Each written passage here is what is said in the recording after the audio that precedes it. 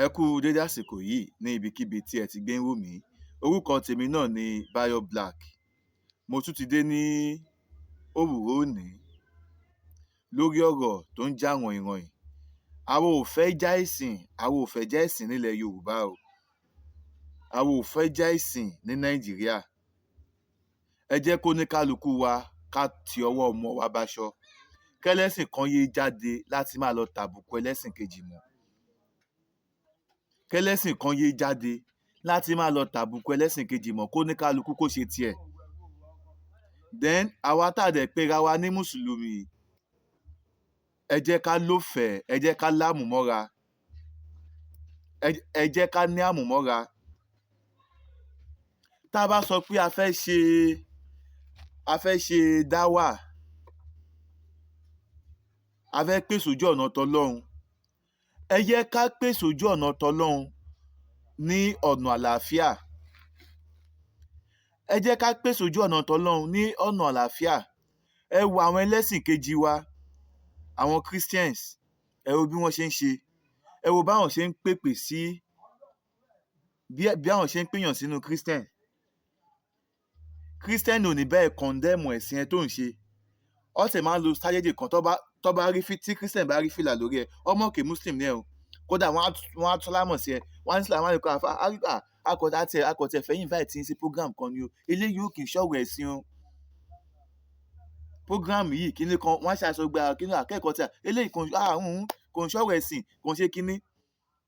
Ìkan nìyẹn. Ẹ wo bí Pastor Àgbàlá Gabriel, ẹ wo bí Pastor Àgbàlá Gabriel, ẹ wo bí wọ́n ṣe ń ṣe èpè evangelism tiwọn, èpè sójú ọ̀nà Ọlọ́run tiwọn. Ẹ wo báwọn ṣe ń ṣe.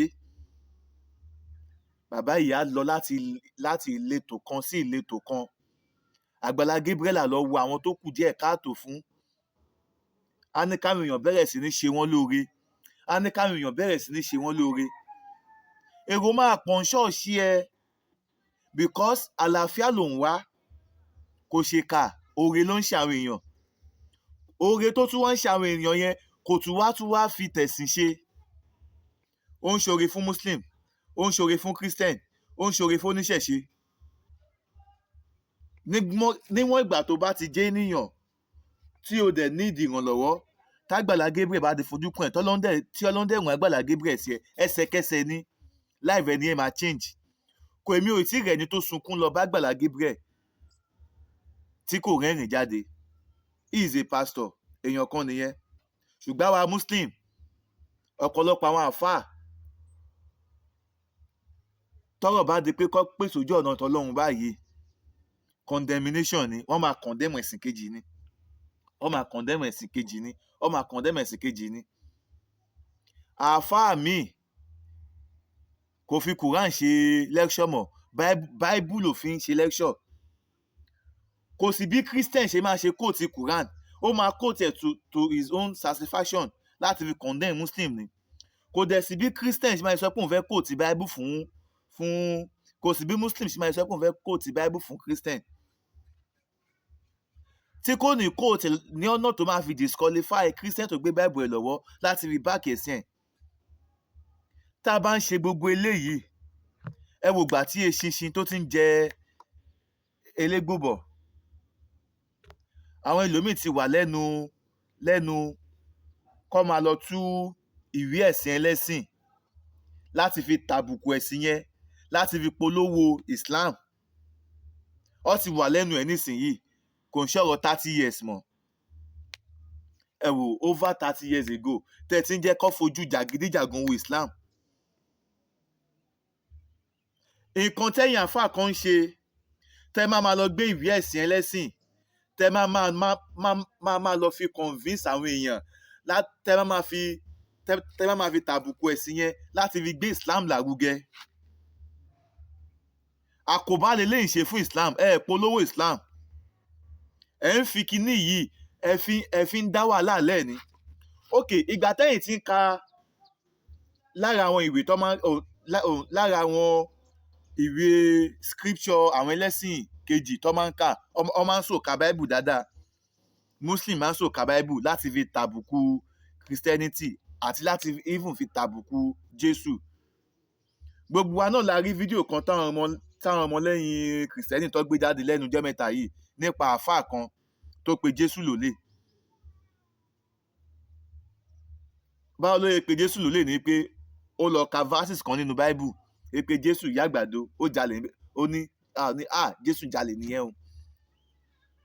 So irú àwọn nǹkan báyìí, so tí Christian bá wá ṣe irú ẹ̀ tó náà wá lọ wá Quran tí ó wá lọ wo ibì kan pé ọ̀rọ̀ tó sọ́yìn báyìí ọ̀rọ̀ yóò clear o. Bí àpẹẹrẹ verses kan wà táwọn Christian máa fi ń tako Islam pé Quran sọ pé gbogbo mùsùlùmí máa wọná, tọ́dẹ̀ máa mú verses yẹn jáde. Meanwhile bẹ́ẹ̀ kọ́ ló dẹ̀ ṣe rí. Àáfàá náà tó sọ pé Jésù jalè, ṣé bẹ́ẹ̀ ló ṣe rí? Tí Christian bá ti wá ṣe irú ẹ̀ tàbí ẹlẹ́sìn kejì bá ti wá ṣe irú ẹ̀ sí mùsùlùmí, àwa máa bínú, kóòtù yá, ó ti dìféèmù mi, ó ti bẹ̀sìn jẹ́, ó fẹ́ dá wà láìsìn lẹ̀. Àwa bẹ̀rẹ̀ sí ní máa ṣe bí ẹni tó fi ata gúngún sí lójú. Àwa bẹ̀rẹ̀ sí ní máa ṣe bí ẹni tó fi ata gúngún sí lójú. Ẹ wo Pásítọ̀ Adébóyè, ẹ wo bí bàbá yìí, bí Ọlọ́run ṣe kẹ́ bàbá yìí tó lójú ọ̀nà ti Christianity ẹ̀. Èwo nínú ẹ̀yin àfáà yìí tẹ́ẹ̀ ni wọ́n báyìí lórúkọ jẹ́, kóòtù ni kinní kan tẹ́ẹ̀ ń gbé wọn lọ kóòtù. Èwo nínú yín ló ní followers Adébóyè? Èwo nínú yín ló ní followers Pásítọ̀ Adébóyè ni? Ṣé wọn sọ̀rọ̀ sí Pásítọ̀ Adébóyè? Ṣé wọn tàbùkù Pásítọ̀ Adébóyè? Ó tàbùkù Pásítọ̀ Adébóyè débi pé ìgbà tí wọ́n sọ gbogbo ẹ̀ sí tọ́rí kí bàbá yìí ó fèsì, ó tún ní pé ó ní agbára òkùnkùn ni bàbá yìí ń lò. Wọ́n ní Pásítọ̀ Adébóyè ń lo agbára òkùnkùn. Ìgbà tí Pásítọ̀ Adébóyè máa sọ tí Pásítọ̀ Adébóyè gbọ́rọ̀ yẹn, ẹni kí ni Pásítọ̀ Adébóyè ṣe? Pásítọ̀ Adébóyè ní ẹ̀yin ìjọ mi, àwọn kan sọ pé agbára òkùnkùn ni àwọn ń lò láti fi ṣiṣẹ́ ìrànṣẹ́ táwọn ń ṣe yìí. Mo wá fẹ́ kẹ́ bá mi gba àdúrà kan. Ẹ bá mi gba àdúrà yìí o. Ẹ sọ fún Ọlọ́run wípé tó bá jẹ́ pé agbára òkùnkùn ni àwọn bá ń lò, kí Ọlọ́run kó pa àwọn, kí àwọn má rí òun ọjọ́ kejì. Pásítọ̀ Adébóyè sọ bẹ́ẹ̀. Ó wá ní àmọ́ tó bá jẹ́ pé àwọn ò lo agbára òkùnkùn o, tó kí Ọlọ́run kó tún bá wọn multiply agbára àwọn táwọn fi ń ṣiṣẹ́ ìrànṣẹ́. Ṣé wọ́n ò tí ì sọ ìlàjì nǹkan tó tó, àbí kí ni wọ́n ò tí ì sọ ìlàjì nǹkan tó tó yẹn sáàfáà mi tó ti di wèrè sórí social media, torí ẹ̀ ti yí, tó ti fáìlì kéèsì bí ẹ̀sùn 1000. Ìwọ tó jẹ́ public figure, tó jẹ́ àfáà tọ́lọ́run ti gbà fún ẹ, ó yẹ kó o ti mọ̀ pé ó máa ní ọ̀tá. Ó yẹ kó o ti mọ̀ pé àwọn kan máa wà tó máa kórìíra ẹ. Tó bá wá sọ̀rọ̀ sí ẹ, ó fi pè ẹ́ sákíyèsí ni, clarify rẹ lórí ẹ̀. Láti máa sọ pé gbogbo ẹ̀gbin lẹ fẹ́ kọ̀, ẹ fi ń ba ìsìláàmù jẹ́ ni. Láti máa sọ pé ẹ fẹ́ kọ̀ gbogbo ẹ̀gbin, pé gbogbo ẹ̀gbin tó bá ta lé yín, ẹ fi ń ba ìsìláàmù jẹ́ ni. Tó bá jẹ́ pé Pásítọ̀ Adébóyè, bí wọ́n ṣe ń bú Pásítọ̀ Adébóyè, kì Pásítọ̀ Adébóyè ń lo agbára òkùnkùn, kí Pásítọ̀ Adébóyè wá máa wá gbogbo àwọn tó ń sọ pé òun lágbára òkùnkùn yẹn, kó máa wá tíráàkì wọn, kí Pásítọ̀ Adébóyè máa gbé wọn lọ kóòtù, kó máa gbé wọn lọ sí kóòtù. Àwọn èèyàn á wò pé definitely Pásítọ̀ Adébóyè bó ṣe lọ́lá tó, bó ṣe lórúkọ tó, ó wà connected. Ó fẹ́ fi kóòtù tó ń lọ yẹn, ó fẹ́ fi keep àwọn ènìyàn short ni. Definitely agbára òkùnkùn ni Pásítọ̀ Adébóyè ń lò. Àmọ́ ìgbà tí Pásítọ̀ Adébóyè mọ̀ pé òun lágbára òkùnkùn, tó mọ̀ pé Ọlọ́run òun ni òun gbójúlé, ẹ wo kan tí Pásítọ̀ Adébóyè fi clarify ara ẹ̀. Kí ló dé tẹ̀yìn àáfàá tí ẹ fi lè máa copy nǹkan tó bá da nínú ẹ̀sìn ẹlẹ́sìn? Ẹ ní copy nǹkan tó bá da, ẹ ní rí o. Ìhun tó bá kù díẹ̀ káàtó, òun lẹ máa rí. Èyí tó bá kù díẹ̀ káàtó, òun lẹ máa fi ṣe wàásù, òun lẹ máa fi ṣe ìwàásù láti máa fi tàbùkù ẹni yẹn. Ẹ̀yin fún ara yín, ẹ ní wo ra yín náà pé ǹjẹ́ ṣé mo mọ́, ǹjẹ́ ṣé mo pé tán? Ṣé bí Ọlọ́run ọba aláforíjì la pé Ọlọ́run? Àwa fún ara wa náà ṣáà ń ṣe Ọlọ́run, àbá kì í ṣe Ọlọ́run ni, tí Ọlọ́run dẹ̀ ń ṣàforíjì ẹ̀ṣẹ̀ fún wa. Bẹ́ẹ̀ ni àbí bẹ́ẹ̀ kọ́? ẹ wo nǹkan táwọn àáfàá, ẹ wo nǹkan tó sáyé dá báyìí. Ọ̀pọ̀lọpọ̀ ẹ̀yin àáfàá ìdẹ́nì yìí, ẹ ní followers, ẹ lórúkọ, so àwọn èèyàn rí yín, ìwà tẹ́ ń wù kò tẹ́ ọ̀pọ̀lọpọ̀ àwọn tí wọn kì í ṣe mùsùlùmí, kò tẹ́ wọn lọ́rùn, torí pé kí ni, ẹ jẹ́ kó rí mú mi, ẹ máa sọ̀rọ̀ sí wọn ṣàkóṣàkóṣàkóṣàkó, ẹ máa kọ̀ndẹ́mù ẹ̀sìn wọn, ẹ máa kọ̀ndẹ́mù báìbù wọn, ẹ máa kọ̀ndẹ́mù ifá wọn, ẹ máa kọ̀ndẹ́mù ṣàngó wọn, ẹ máa kọ̀ndẹ́mù ọ̀rúnmìlà wọn. But táwọn náà bá ti wá sọ̀rọ̀ padà sí yín, ẹ ní pé the formation of character, ó yá, kìnnì kan get prepared, kóòtù yá, àáfàá gbé àáfàá ẹgbẹ́ ẹ̀ lórí pé ẹjọ́ ń ṣiṣẹ́ Ọlọ́run, ẹjọ́ ń sọ̀rọ̀ Ọlọ́run, ó tẹ̀ ìdí pé ẹ̀ tún máa fi wáàsí náà takora yín, tọ́rọ̀ náà tún débi pé ọ̀rọ̀ yẹn á tún fi débi ọ̀rọ̀ oníkóòtù dé, tẹ́ máa fi gbéra yín lọ sí kóòtù. Ó borúkọ mi jẹ́ ni, ó ṣe kinní kan ni. Ìwọ tó jẹ́ public figure, ṣé o mọ̀ wípé àwọn kan máa wà tó máa fẹ́ tàpù kọ́rẹ́ǹtì lára ẹ? O mọ̀ bẹ́ẹ̀? Ìwọ náà tàpù kọ́rẹ́ǹtì látara àwọn kan ni, torí àáfà tó ń fi báìbù ṣe wàásù, tó ń fi báìbù ṣe ìwàásù, òun tàpù kọ́rẹ́ǹtì látara báìbù ni. Bẹ́ẹ̀ ni, òun tàpù kọ́rẹ́ǹtì látara báìbù ni o. Tó bá mọ̀ pé ìmọ̀ tó mọ̀ ó dẹ lójú, fi kùránì fi ṣe wáàsí lọ́nà àlàáfíà, ẹ má tako ẹ̀sìn ẹlẹ́sìn mọ́. Ṣé àwa mùsùlùmí ṣáwo ò lè ṣe dáwà, àwa ò lè ṣe ìpè sójú ọ̀nà tọlọ́run láì kọ̀ndẹ́mù ẹ̀sìn ẹlẹ́sìn ni? Àwa ò dẹ̀ ní fẹ́ kọ́ kọ̀ndẹ́mù ẹ̀sìn wa, a dẹ̀ ní fẹ́ kí wọ́n kọ̀ndẹ́mù ẹ̀sìn tiwa. Ẹ má yẹ ká wá bias,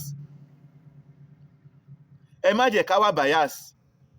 I am a Muslim, mùsùlùmí ni mí, mo dẹ̀ bẹ̀ Ọlọ́run kọ́lọ́run kó fi Islam, kọ́lọ́run kó fi rọ̀ mí lọ́rùn. Àmọ́ ohun tí ìsìláàmù kọ́ wa, ohun kọ́lẹ̀ yẹn àáfàá yìí ń ṣe o, ẹ̀yin kẹlẹ́ adẹ̀ ń wò níwájú. Bá a dẹ̀ sọ̀rọ̀, kóòtù ni torí pé ti lówó, torí pé ti lọ́lá, torí pé ti wà connected, torí pé ti mọ àwọn lọ́ọ̀yà tó já sí pé irinṣẹ́ èṣù gan ni wọ́n.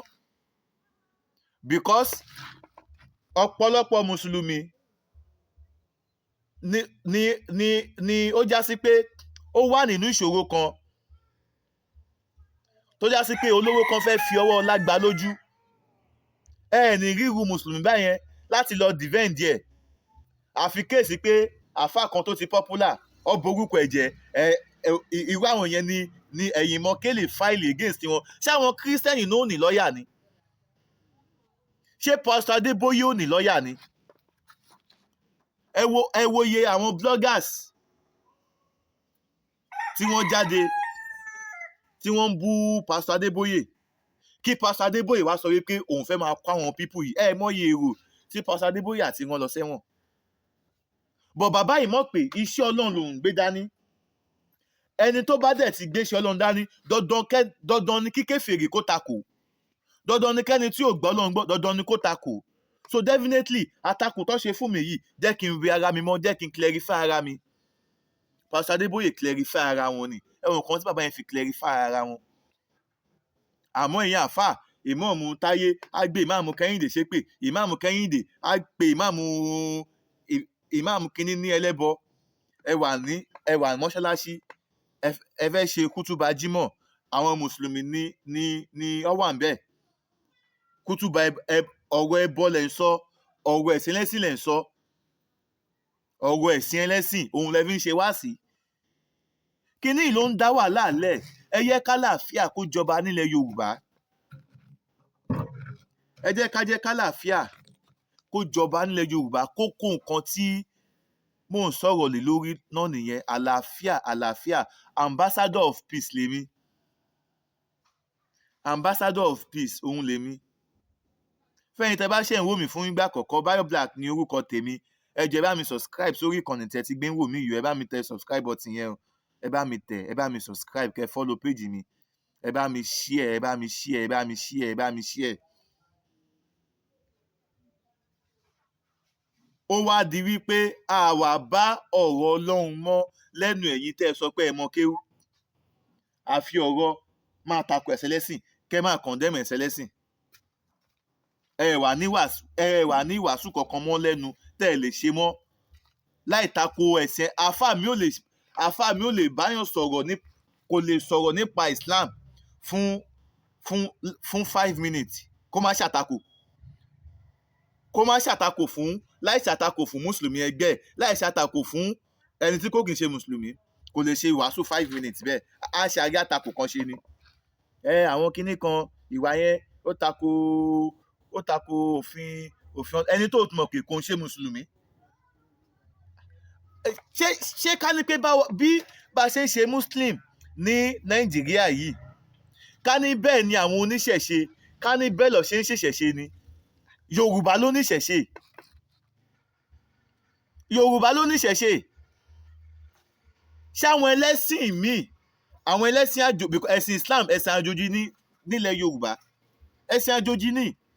Ṣé àwọn ẹlẹ́sìn àjòjì, irú àwọn Arab country nísìnyí, Islam lẹ̀sìn tiwọn, ẹ̀sìn àjòjì náà wà ń bẹ̀. Ṣé àwọn ẹlẹ́sìn àjòjì, ṣé wọ́n ní àwọn tó ní ẹ̀sìn tiwọn lọ́wọ́, tó ní Islam yẹn lọ́wọ́, ṣé wọ́n ní wọ́n lára ń bẹ̀ ni? Ṣé wọ́n condemn wọn? Ṣé wọ́n ń takò wọn bí àwa Muslim bá ṣe ń takò àwọn oníṣẹ̀ṣe ní ilẹ̀ Yorùbá yìí? Ṣé wọ́n takò àwọn oníṣẹ̀ṣe báwa Muslim bá ṣe ń takò àwọn oníṣẹ̀ṣe nílẹ̀ Yorùbá yìí? Ṣé kò sí oníṣẹ̀ṣe ní Saudi Arabia ni? Ṣé oníṣẹ̀ṣe takò mùsùlùmí ń bẹ̀? Ìgbà táwọn Muslim Saudi Arabia náà tí wọ́n kọjá àyè wọn, tó já sí pé báyìí lọ́lọ́ ń wí, báyìí lọ́lọ́ ń wí, ṣèfínì tí wọ́n máa lọ tú òrìṣà wọn, tó máa lọ tú di òrìṣà wọn, tó máa lọ tú di ọlọ́run wọn. Ìwọ tó lọ tú di èèyàn kan, àwọn kan náà máa wá tú ìdí tiwọn sí ti ìwọ náà. Adẹ̀mọ̀ kan gbé sára jura wa lọ. Ẹ̀sìn ló sọ ẹlòmíì dolòṣì. Ẹ̀sìn ló sọ ẹlòmíì dolòṣì. Kí Ọlọ́run ọba kó má ta wá lóṣì o.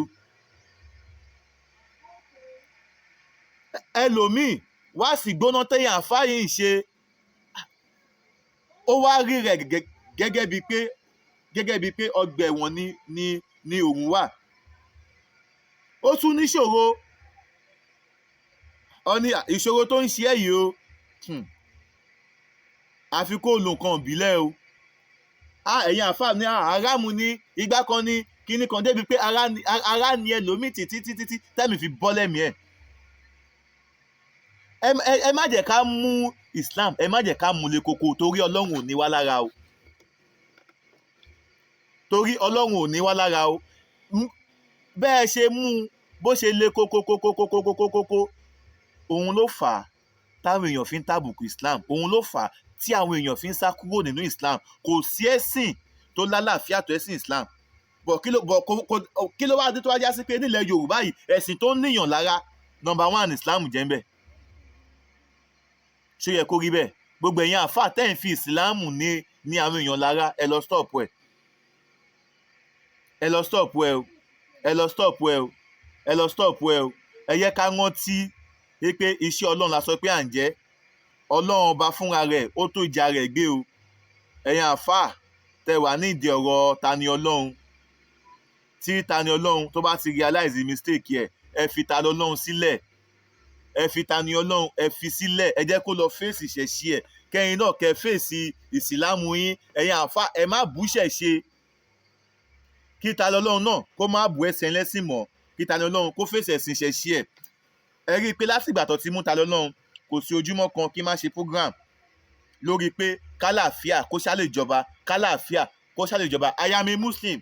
Torí mo mọ̀ pé Ọlọ́run mi ọba Allah tèmi gbàgbọ́.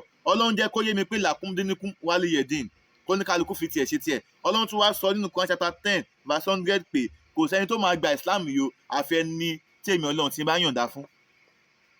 So ìgbà tó ti wá rí bẹ́ẹ̀, kí lẹ wá nira yín lára fún láti enforce Islam yẹn lórí ẹlòmíì? Kò lè possible bẹ́ẹ̀. Ẹni tí Ọlọ́run ò pè sọ́nà tẹ́fẹ́ pè sọ́nà.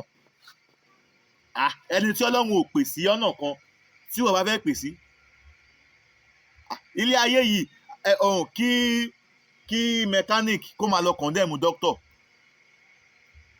ṣé ẹ mọ̀ pé nǹkan tẹ́yìn àfà tẹ́ ń ṣe eléyìí àrámù, eléyìí bídíà, eléyìí ìgbà kan, eléyìí àwo kan, ṣé ẹ mọ̀ pé ohun tí ó kàn yín òun lẹ̀ ń tójú bọ̀.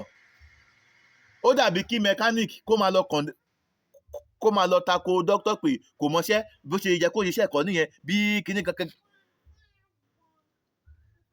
ṣé doctor yàtọ̀ sí mechanic? Kí fọganáísà tó ń fẹ́ táyà mọ́tò kó máa lọ correct káfíńtà wíkà kó máa lọ tako káfíńtà. Kí muslim má tako kírísítẹ́nì mọ́, kí kírísítẹ́nì má tako mùsùlùmí mọ́, ẹyẹkáyẹká láàfíà kó jọba. Àlàáfíà la lè fi gbélú wa ìlọsíwájú. Ànábì wa Muhammad sallallahu alaihi wasallam, ìwà ló pọ̀ jù tọ́lọ́run bá fi ròyìn ànábì. Ìwọ tó pe rẹ ní mùsùlùmí, ṣé wà á dáa? ṣé o fi wà jù ànábì? ṣé o fi wà jù ànábì? ṣé ohun tánàbì sọ ṣé òun ló ń ṣe? ṣé ohun tánàbì ní ká ṣe ṣé òun ló ń ṣe? ṣé bánàbì ṣe dá wà ṣé bẹ́ẹ̀ ló ṣe ń ṣe é? Tó bá rí pàdúgbò tó wà àwọn ẹlẹ́bọ ló pọ̀ jù bẹ́ẹ̀, fibẹ̀ sílẹ̀. Ànábì náà fi Mẹ́kà sílẹ̀, ó gba Mẹ̀dínà lọ. Àbí ládọ̀rọ̀rọ̀ wà ládọ̀rọ̀rọ̀ ni. Ọlọ́run ò ní wá lára, ẹ má ẹ̀ka nira wa lára náà. Kí là ń nira wa lára fún? Kí là ń ní ara wa lára fún? Ẹ̀sìn àlàáfíà lẹ̀sìn Islam. Ẹ̀yin àáfàá tá à ń wò níwájú, ẹ̀yin àáfàá tí à ń rí gẹ́gẹ́ bí scholar, ẹ má sọ di ẹ̀sìn jàgídíjàgan mọ́ wa lọ́wọ́ o. Ẹ má sọ di ẹ̀sìn jàgídíjàgan, ẹ má sọ mọ́ wa lọ́wọ́. Bí ìsìlámù ṣe rí bẹ́ẹ̀ kọ́ leléyìí o. Ayé ti lajú gan. Kódà èèyàn nídìí àti lọ sílé kéwú kó tó mọ kéwú mọ́ nísìn. Ibi táyé dẹ̀ lajú dé nísìn. Ibi tí ayé dẹ̀ lajú dé nísìn yìí, débi pé kódà bí mo yẹ wà yìí, ìwọ tó bá fẹ́ jẹ́ kí n wá ṣe lecture fún ẹ, fún mi topic máa wá ṣe lecture fún ẹ. Ṣé ọ̀rọ̀ èèyàn ní ká kéwú ká tó sọ̀rọ̀ Ọlọ́run ni? Ṣé ọ̀rọ̀ èèyàn ní ká kéwú ni? Kì í ṣe ọ̀rọ̀ èèyàn náà. Point ni ọ̀rọ̀ Ọlọ́run. Point òun ni ọ̀rọ̀ Ọlọ́run.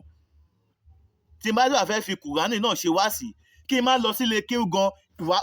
Ìwàásù tí n bá ṣe láti inú Kùrán tí mo dẹ̀ mú ẹ̀rí ayal Kùránì yẹn wá, àáfàá mi á kọ̀ máa kéwú lọ rábídú ni. Ẹni kí ni chapter and verse sí Kùránì tó fi ń ṣe wá sí yẹn kò mọ̀. Àáfàá mi látútúbú Ọlọ́run ní ibo ló wà nínú Kùránì kò mọ̀. Àwa ń dá research gan o. À ń dá research o. Inú research tá a gbá ló yẹ ká remain a Muslim.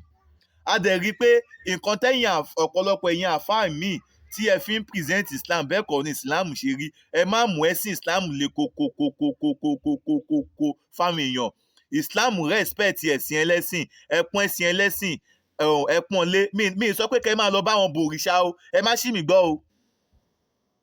Ayé sì lajú débi pé tọ́ba being a Muslim, mi ò kéwú púpọ̀, accepted.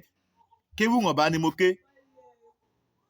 Àmọ́ Ọlọ́run bá sọ nínú kí n má sọ pé mo ka àwọn nígbà tá a ṣì wà ní ilé kéwú, a ka àwọn tírà kan.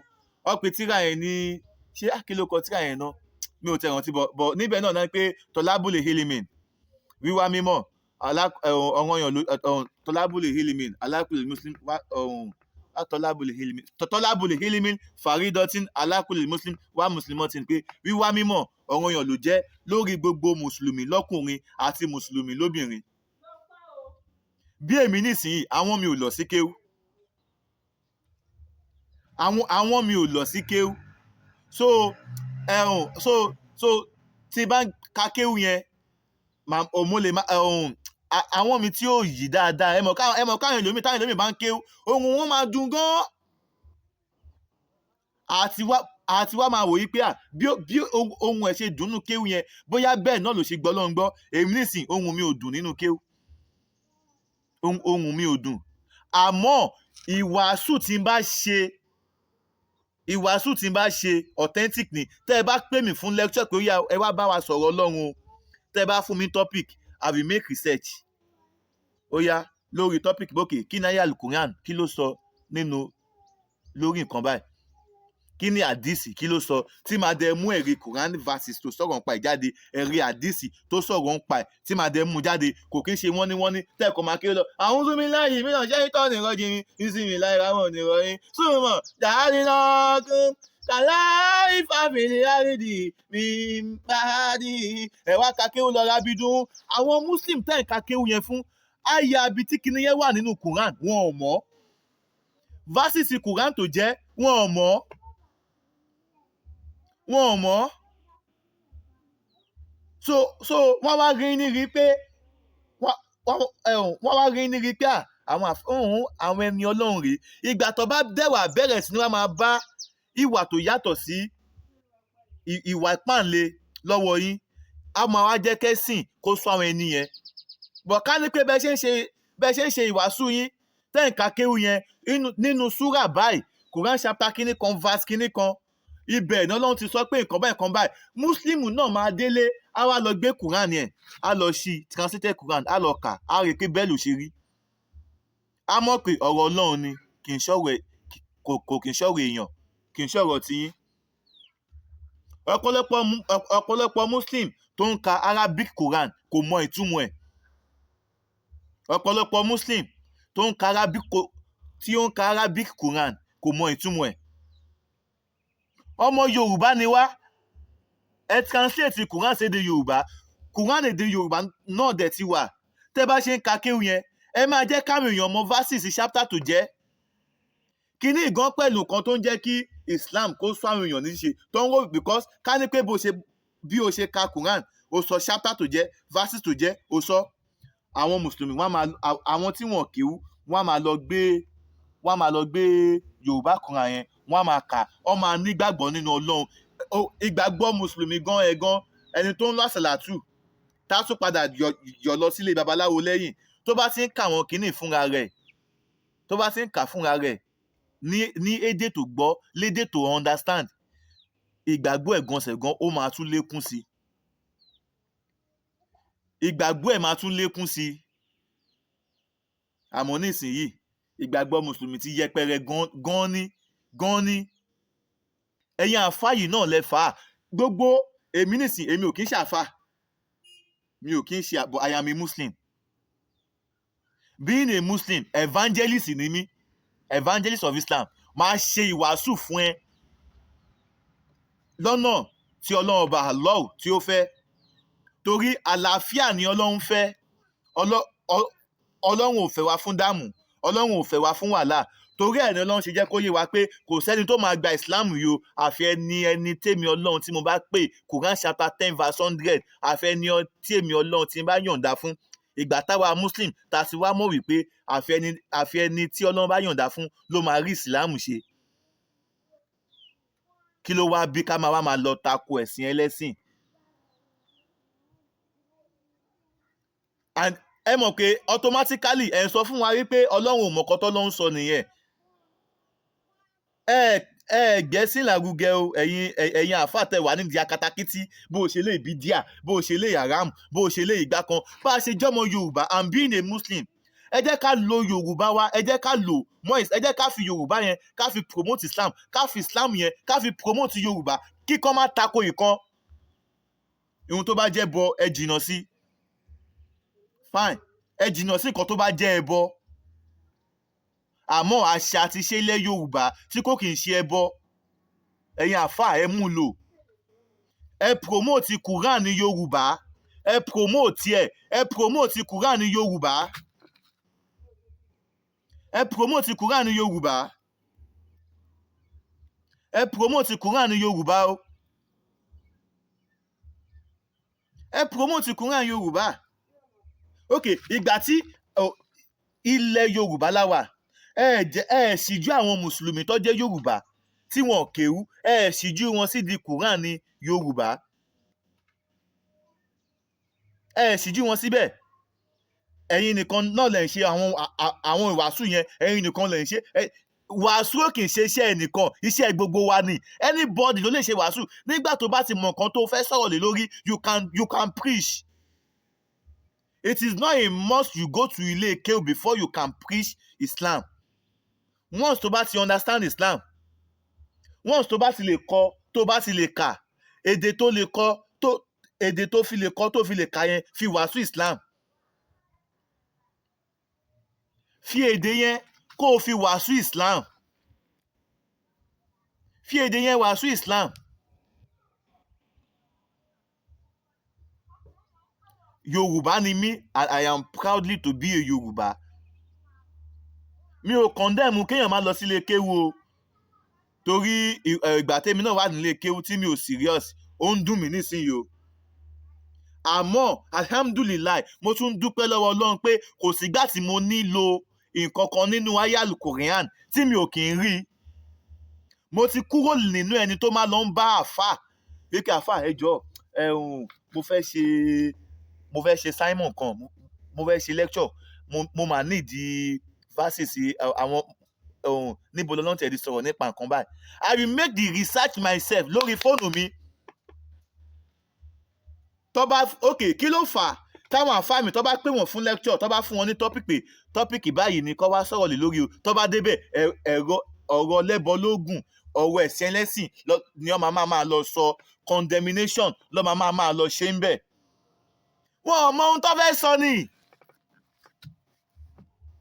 Ìwọ àfáà tó bá mọ nǹkan tó fẹ́ sọ ò ní condemn ẹ̀sìn ẹlẹ́sìn. Ṣé kò sí tọ́pìkì ṣé kò sí nǹkan tá lè bára wa ṣe ìwàásù lé lórí ni. Bá a ṣe ń kírun wà níbẹ̀ ọ̀pọ̀lọpọ̀ mùsùlùmí wà tó ń kírun tí ó mọ̀ nǹkan tó máa sọ tí ó bá sùjúdù. Ọ̀pọ̀lọpọ̀ mùsùlùmí wà tó jẹ́ pé wákàtí 5 ẹ̀ kì í já létí kò mọ̀ nǹkan tó máa sọ tó bá rùkù. Mùsùlùmí mi ò tí mà táyà ké. Ẹ̀yin àfáà ṣiṣẹ́ lórí gbogbo àwọn nǹkan báyẹn ihun tí ó kàn yìí ihun tí ẹ ní business pẹ̀lú ni ẹ wá lọ ń figun mọ́ ẹni pé ẹ̀ ń ṣe dá wà ẹ̀ ń pèpè sójú ọ̀nà tọ́lọ́run ẹ̀ ń pèpè sójú ọ̀nà tọ́lọ́run ni àbẹ́ ẹ̀ ń lé àwọn èèyàn dànù lójú ọ̀nà tọ́lọ́run ẹ̀ ń lé àwọn èèyàn dànù nínú Islam ni ẹ̀ pè sí Islam. Muslim brother kan pè mí sorry kò pè mí under comment section nígbà tí kéèsì sí Tani Olorun tí ó bẹ̀rẹ̀ yìí tí mo wá ṣe program tí mo ṣe program lé lórí tí mo dẹ̀ bẹ̀ àwọn mùsùlùmí pé kí wọ́n jọ kó jẹ́ kálàáfíà kó jọba. Ó comment under comment section mi ó ní àwọn àfáà ti jẹ́ kí Islam sú òun fẹ́ fi Islam sílẹ̀. Mo ní láti wá bẹ́ẹ̀ ni ẹ sọ̀rọ̀ pé ẹ̀sìn àlàáfíà ni ẹ̀sìn Islam. Èmi fún ara mi alára tí mò ń sọ̀rọ̀ mi ò ń ṣe oníṣẹ̀ṣe mùsùlùmí ni mí. I am a Muslim. Bọ̀bọ̀ oníṣẹ̀ṣe bá ní nǹkan ṣe tí kò ń ṣe pé a fẹ́ lọ forí balẹ̀ forí ìṣà o máa lọ bá ṣe. Yes níwọ̀n gbà tó jẹ́ pé nǹkan tó fẹ́ ṣe yẹn o kì í ṣe kò tako ìsìláàmù tèmi èyí tó bá tako ìsìláàmù tèmi àbá orúbọ yẹ Ọlọ́run wá pẹ̀lú ìjọ yẹn mo ò sí nílé àmú òráyé ẹ má bínú tó bá dára kí ló dé àti pé ẹ mọ̀ kí Muslim ni mí nǹkan tẹ́ fẹ́ ṣe ìsìláàmù tèmi kò fààyè yẹn gbà mí. Tẹ́ bá fẹ́ ṣe nǹkan mi bóyá ẹ fẹ́ ṣe kómọ bóyá ẹ fẹ́ ṣe ìṣílé bóyá ẹ fẹ́ sọmọ lórúkọ ẹ pè mí mo máa wá. ṣóye yìí ẹ jọ ṣéru ẹni bẹ́ẹ̀ ṣéru aláwo bẹ́ẹ̀ tí mo rárá bá sọ̀rọ̀ òtútù bẹ́ẹ̀ ṣé ó máa bú mi kò ní bú mi náà bọ̀ ká ní pé mo wá sọ pé òrìṣà wo lẹ́lẹ́ ṣe òrìṣà kí ni mo ti mọ̀ pé kí n ṣe mùsùlùmí olórìṣà ni ṣóye yín ṣá olórìṣà ni o kò kí n ṣe Muslim o olórìṣà ni tí n bá fẹ́ ṣe ìwàásù Islam fún ọ̀tọ̀ nìyẹn ṣé ó yẹ yín ṣá tí n bá fẹ́ ṣe ìwàásù Islam fún ọ̀tọ̀ ni tó Islam kọ́ wa pé ẹ bá dẹ́ gbìyànjú láti gba Islam because Islam ẹ̀sìn tó dáa ni, ẹ̀sìn àlàáfíà ni o. Ọlọ́run sọ báyìí sọ báyìí sọ báyìí sọ báyìí sọ báyìí sọ báyìí sọ báyìí pẹ̀lú làákàyè. Kì í ṣe pé kí n wá mú ìṣe kí n wá condemn ẹ̀ bó ṣe wá wáyé ẹ ṣe Ṣàngó ẹ máa ẹ̀wọ̀ náà ni ẹ ṣọ́ Bàtálá inú náà ni ẹ ṣe gbá kan, òun náà máa bú ẹ̀sìn mi padà ni. Ṣé kò ní bú ẹ̀sìn mi padà? Ó máa bú ẹ̀sìn mi padà ni. Ẹ yẹ ká jẹ́ ká làáfíà, ẹ yẹ ká yẹ kó jọba nílẹ̀ Yorùbá. Òun ni kókó nǹkan tí mò ń wàásù. Ó dàbẹ̀ ni pé a máa need láti máa ṣe ìdánilẹ́kọ̀ọ́ fáwọn Muslim, fáwọn àfáà oníkéwú, torí àwọn àfáà oníkéwú ń fi kéwú wọn, wọ́n fẹ́ fi dájà ẹ̀sìn sílẹ̀. Ọmọ Yorùbá làwa, máa gbìyànjú láti gba ẹni tó máa bá mi ka Quran ní Yorùbá láti máa fi ṣe ìwàásù fáwọn èèyàn, láti máa fi ṣe ìwàásù fún àwọn ènìyàn. Torí ó dàbẹ̀ ni pé ibi tẹ́yìn àfáà oníkéwú yìí kì í ṣe gbogbo wọn o, kì í ṣe gbogbo àfáà kò ń ṣe gbogbo àwọn àfáà o, kì í ṣe gbogbo àwọn àfáà oníláwàní ni ò dá o, kì í ṣe gbogbo àwọn àfáà kò kì í ṣe gbogbo àwọn àfáà oní ṣòkòtò ṣoféṣofé, kì í ṣe gbogbo wọn náà ni wọ́n ya pòkí o. Bọ̀ ẹ̀yin tẹ́ ẹ ya pòkí yìí tẹ́ ẹ ń fara ní àwọn ẹlẹ́sìn kejì, a lè jẹ́ kí ilẹ̀ Yorùbá kó ní lọ síwájú tá a bá ń ṣe báyìí. A lè jẹ́ kí ilẹ̀ Yorùbá kó ní lọ síwájú tá a bá ń ṣe báyìí. A lè jẹ́ kí ilẹ̀ so àfi kí àwa kéwú táwa kí ó pọ̀ bọ̀ ìwọ̀nba kéwú ta ké yẹn torí pa gba ẹ̀sìn Islam yẹn gbọ́ yẹn, torí pa fẹ́ràn ẹ̀sìn Islam yẹn, adẹ̀ ní torí pé agbọ́ nínú akà nínú àdìsí pé ká nífẹ̀ẹ́ ìlú wa nínú ìgbàgbọ́ ló wà, tá a dẹ̀ nífẹ̀ẹ́ ilẹ̀ Yorùbá, àti pé báwo lèèyàn ṣe máa wà tí kò nífẹ̀ẹ́ lọ síwájú fún ìlú ẹ̀. Bá a ṣe ń fẹ́ lọ síwájú ẹ̀sìn Islam, a gbọ́dọ̀ fẹ́ lọ síwájú ilẹ̀ Yorùbá ni because tá a bá fẹ́ lọ síwájú ilẹ̀ Yorùbá, Islam náà lè ní lọ síwájú ní ilẹ̀ Yorùbá. Ogun lọ́tùn ogun lósìn náà ni a máa bá fà tí ó sì yẹ kó rí bẹ́ẹ̀. So watch out for my lecture very soon. Ẹ subscribe sórí ìkànnì tẹ́ ti gbé ń wò mí yìí. Anywhere tẹ́ bá ti ń wò mí, TV channel tèmi, channel méjì mo ní, Bayo Black TV show lórí Facebook, ẹ bá mi follow Facebook page mi. Lórí YouTube èmi náà mo ní Bayo Black TV show lórí YouTube.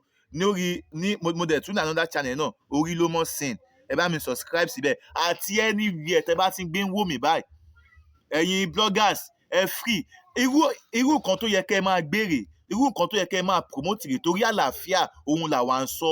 Àwa fẹ́ kálàáfíà jọba ní ilẹ̀ Yorùbá, àwa fẹ́ kálàáfíà jọba ní Nàìjíríà, àwa fẹ́ kó má sí já ìsìn, àwa ò fẹ́ já ìsìn, ìrẹ́pọ̀ làwa fẹ́. Kó ní ṣẹ̀ṣẹ̀ gbájúmọ́ ṣẹ̀ṣẹ̀ ẹ̀, kí Muslim gbájúmọ́ mọ́ Muslim ẹ̀, kí àáfàá náà kó gbájúmọ́ Mùsùlùmí ẹ̀, ohun táwa wá after nìyẹn. So a máa bọ̀bẹ̀ ní bẹ́ṣu àtẹ́lẹsẹ̀ a sì máa bẹ̀nà wò, gbogbo ẹni bá ní a máa bọ̀ òun náà là ní dé bá láṣẹ Elédùmarè. Gbogbo ojú tó ń wò mí, iṣẹ́ yín kò ní díṣẹ́ mọ́ yín lọ́wọ́ o. Ibi tẹ̀dẹ̀ ti gbé ń rí owó tẹ́ fi ń ra dátà, àgbà náà ò ní wọ́bẹ̀ o láṣẹ Elédùmarè. Ẹ̀yin báyìí náà ni ẹ máa ṣe nǹkan láabi, kò ní kọ́gun sọ̀dẹ̀ kó wa gbogbo wa o. Mo sọ ìmójúró náà o, ire o.